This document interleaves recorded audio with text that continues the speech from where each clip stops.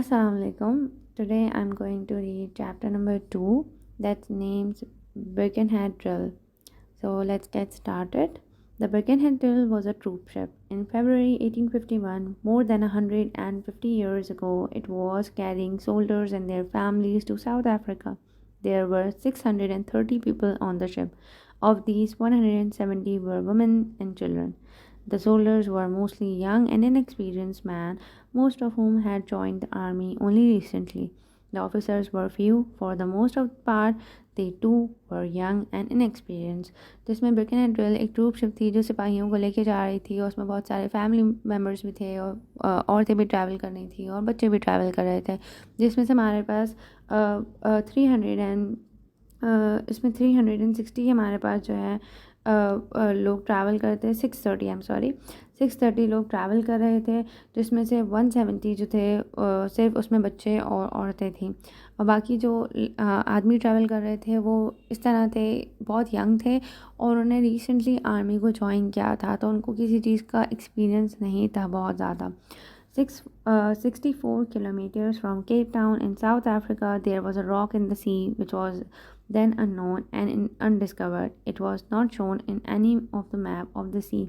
It lay hidden under the surface of the sea as if it were a wild creature of the ocean lying in wait for its prey. The unfortunate prey was fast approaching it, all unconscious of its fate. It was troop ship Birkenhead. Whatever it was thinking of that moment, it had no idea that it was fated to suffer early destruction.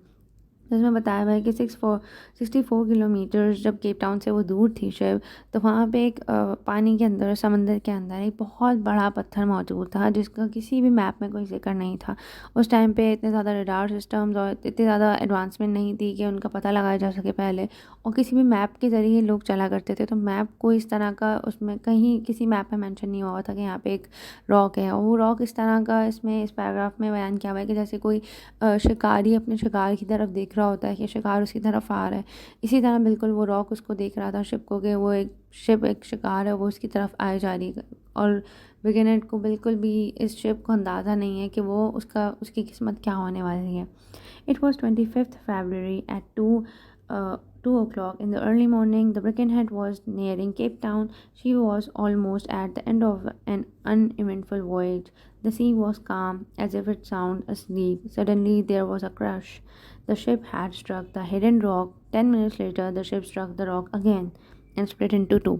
तो ये हमारे पास रात 2 बजे की बात बताई हुई है जिसमें हमारे पास केप टाउन के करीब थी शिप केप टाउन के करीब पहुंच रही थी 25 फरवरी का दिन था इसमें हमारे पास ये हुआ कि एकदम बिल्कुल पहले इस तरह का था माहौल के बिल्कुल काम सी है जैसे सब सोया हुआ है आसपास इस तरह का माहौल था लेकिन एकदम एकदम बहुत बड़े एक्सप्लोजन जैसा आवाज़ आई एकदम जाहिर है एक शिप जाके किसी रॉक से टकराई है इतने बड़े रॉक से तो एक बहुत बहुत नॉइज़ी सी एक साउंड थी जो प्रोड्यूस हुई और आसपास के लोग एकदम जग गए उस चीज़ से Meanwhile, the people on the ship were awakened from a peaceful sleep by the shock. They came out from their cabins and tried to make their way to the deck. But wherever they went, pieces of the unfortunate ship and at last reached the deck. Very few knew what happened, but they all knew that it was something terrible. तो उसमें बताया कि जब दोबारा दूसरी बार जब ship टकराई उस रॉक से तो वो दो हिस्सों में टूट गई पहला हिस्सा बहुत ही जल्दी पानी के अंदर चला गया और बिल्कुल डूब गया दूसरा हिस्सा जो बचा हुआ था सारे लोग किसी तरह उस पर मैनेज कर पहुँच गए लेकिन वो भी बहुत डैमेज हिस्सा था तो उस पर भी बहुत टाइम तक ज़्यादा लोग रह नहीं सकते थे लोगों को ये नहीं पता था कि असल मायनों में हुआ क्या है बट उनको इस बात का अंदाज़ा था कि कुछ बहुत बुरा हुआ है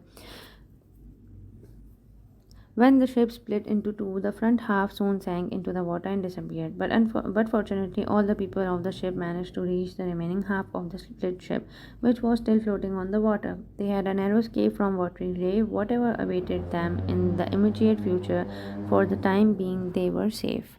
तो इसमें यही बताया हुआ है जो मैंने अभी बताया ऊपर कि लोगों को नहीं पता था कि आगे उनके साथ क्या होने वाला है बट देवर उस टाइम तक के लिए वो सेफ थे When the ship struck against the rock, most of the lifeboats were damaged or destroyed. Only 3 of these boats were in a useful condition. इसमें बताया जा रहा है कि जब वो बिकनहेड टकराई और डिस्ट्रक्शन हुई, ज़ाहिर है एक पार्ट उसका डूब भी गया, तो उसमें बहुत सारी लाइफ बोट्स जो थी वो तबाह हो गई। अब बची हुई खाली 3 लाइफ बोट्स थी जो एक यूज़फुल कंडीशन में थी और इसमें लोग मतलब बच सकते थे, जिसके ज़रिए 630 people to be safe at against there were only 3 lifeboats, each of which could carry only 60 passengers. So it's a total of 180 people that could be saved, but only 3 lifeboats for so many people. The wrecked ship could not last much longer. Any passenger who couldn't find a place in one of the lifeboats faced certain death by drowning or worse. Now the seas around were alive with sharks whose cruel, frightful jaws awaited the unfortunate one who fell into the waves. The cruel enemy was to be seen wherever the eye was turned. There was a very little chance for anyone who found himself in these dangerous waters. तो ये बताया हुआ है कि इतने सारे लोगों में सिर्फ 3 यूजफुल बोट्स थी, जिसमें 180 लोगों की कैपेसिटी बन रही थी इन टोटल। लेकिन इतने सारों में इन 180 लोगों को बचाना इज़ वेरी डिफ़िकल्ट वहाँ पे।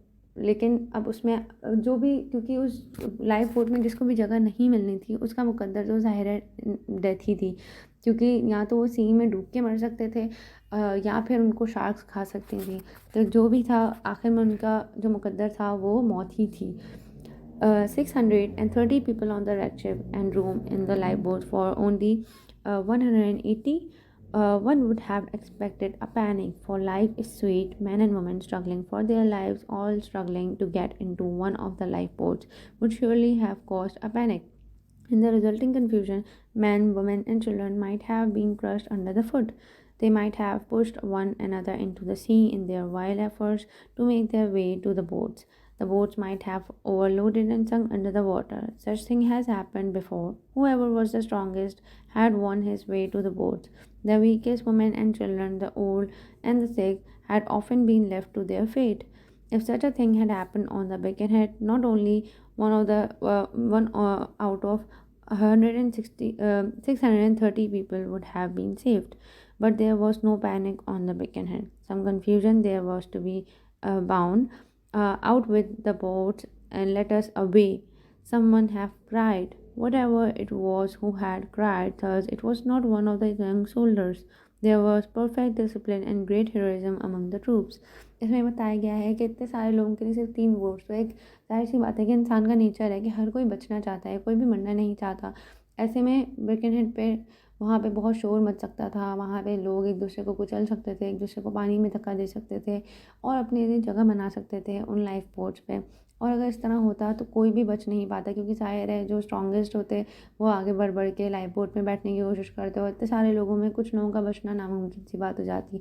लेकिन वहाँ पे जो सोल्जर्स थे, यंग सोल्जर्स थे, वो एकदम काम रहे, बहुत पेशेंट रहे। उन्होंने बिल्कुल भी उनके चेहरे पे शिकंज तक नहीं आई, इस तरह का माहौल था। तो उनके चेहरे पे एक शिकंज भी नहीं थी और लोगों ने बिल्कुल भी कोई कन्फ्यूजन क्रिएट नहीं होने दी। Women and children first was the order of the day. The commander of the troops called in his men together on the deck in proper drill order. Line up, line upon line of red-coated soldiers with set faces stood in their rank calmly, awaiting their fate. Meanwhile, the lifeboats had been lowered. When all the women and children had filled the boats, there would be room only for a few others. The men stood still and watched as the women and children were placed in the boats. क्या हुआ कि जब वो boats को नीचे उतारा गया तो उनमें औरतों और बच्चों को बैठाया गया। सारे जो कमांडर थे, सारे सोल्जर्स को उसने हुक्म दिया कि आप आके लाइन बाय लाइन खड़े हो जाएं। उन सारे लोगों के सामने औरतों को और बच्चों को उस बोट में डाला गया। उसके बाद कुछ ही लोगों की जगह उस बोट में बच रही थी, लेकिन सारे जो आदमी थे वहाँ पे, जो सोल्जर्स थे, वो लोग बहादुरी से खड़े रहे। उन्होंने बिल्कुल भी पैनिक क्रिएट नहीं होने दिया, बिल्कुल भी उन्होंने एक सिचुएशन को कंट्रोल में रखा। As boats sailed away, they saw the red lines of uniformed soldiers standing at attention, as if they were at their daily drill. The ship's company, with their captain, stood by the soldiers and went down with them as the wrecked ship sank into the waters. तो इसमें यही बताया हुआ है कि जितने भी soldiers थे वो इस तरह खड़े हुए थे जैसे जैसे उनकी कोई ड्यूटी चल रही है या वो एक परेड चल रही है, बिल्कुल इस तरह खड़े हुए थे। और उसमें जो हमारे पास सोल्जर थे, उनके कैप्टन जो थे, उन लोगों ने भी बिल्कुल रैक शिप जो थी उस पर वो लोग खड़े हुए थे, जो कि बहुत जल्द डूबने वाली थी. A few of these struggled to the surface of the sea and held onto the pieces of wreckage until a rescue ship arrived on the scene and picked them up. But 436 men went down forever. Everyone was loyal to himself and to the duty.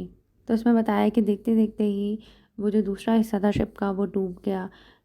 बहुत सारे लोगों ने कोशिश की वापसी surface तक आने की और बचने की, और जब तक उनको बचा नहीं लिया गया, एक रेस्क्यू शिप ने आके उन्हें बचा नहीं लिया. लेकिन 436 जो आदमी थे वो पानी में जा चुके थे और मर चुके थे, क्योंकि वो डूब चुके थे. जाहिर है उनको बचाने वाला भी कोई नहीं था. The commander of the troops was hanging on to some wreckage when he saw two young sailors struggling in the water. He pushed the wreckage towards them and all three held on to it. Then the commander realized that if he hung on with the boys, the wreckage was not strong enough to support all the three. So he let go of his hold and sank into the sea. तो इसमें एक commander का जिक्र है जिन्होंने एक wreckage जो होता है, मतलब तबाह हुई भी पूरी जो शिप है उसकी कुछ एक आध पीस को पकड़ के वो सी के लेवल पे थे, वो डूबे नहीं थे, सरफेस पे थे. लेकिन उन्होंने उसी दौरानिए में दो सेलर्स, जो यंग सेलर्स थे, उनको देखा डूबते हुए, तो उन्होंने उनको वो रैकेज ऑफ़र किया साथ में. वो तीनों ने उस रैकेज को पकड़ा और पकड़ के सरफेस पे रहने की कोशिश की. लेकिन सून कमांडर को इस बात का एहसास हो गया कि वो तीनों का वज़न एक रैकेज बर्दाश्त नहीं कर सकती. तो उन्होंने अपना हाथ छोड़ दिया और वो डूब गए. उन्होंने अपनी जान उन दो लोगों के लिए कुर्बान कर दी. The one officer of the troop who was rescued reported, "The determination of all hands was far more than I thought could be effective by the best discipline. Everyone did as directed. There was not a murmur among them. Orders were carried out as if the men were getting on the ship instead of going to the bottom." तो इसमें बताया गया कि जो officer बच गया था उसने बयान दिया कि वहाँ पे ब्रिकन हेड पे वहाँ पे बहुत काम माहौल था. वहाँ पे सोल्जर्स ने बिल्कुल पैनिक नहीं किया. वहाँ पे लोगों ने बेस्ट डिसिप्लिन का एक मुजाहिरा दिखाते हुए एक बहुत ही आला मिसाल कायम की, और उसमें कोई शोर शराबा नहीं हुआ, कुछ नहीं हुआ. उन्होंने औरतों और बच्चों को जगह दी और उनको बचाया, और इस तरह कमांडर की और अपने मिले हुए ऑर्डर्स को फॉलो किया, ऐसे जैसे उनको शिप में बैठने का ऑर्डर दिया जा रहा है, ना कि उनको समंदर में डूबने का.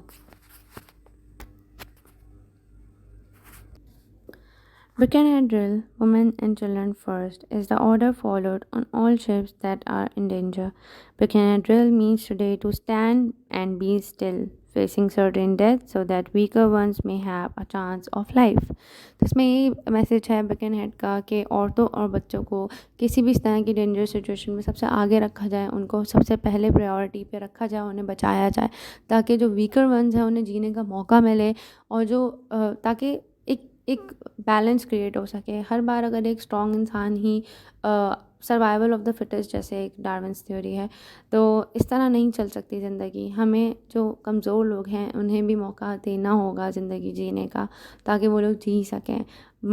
उनको मरने के लिए हम ऐसे नहीं छोड़ सकते. उनकी किस्मत पे है कि नहीं, वो लोग, उनको बचा नहीं सकते कोई, वो अपने आप को नहीं बचा सकते, हम उन्हें बचा सकते हैं. तो बिकनहेड का यही मैसेज था, और इस पूरे चैप्टर की समरी और एक्सप्लेनेशन है. If you have any query then please let me know. Thank you so much.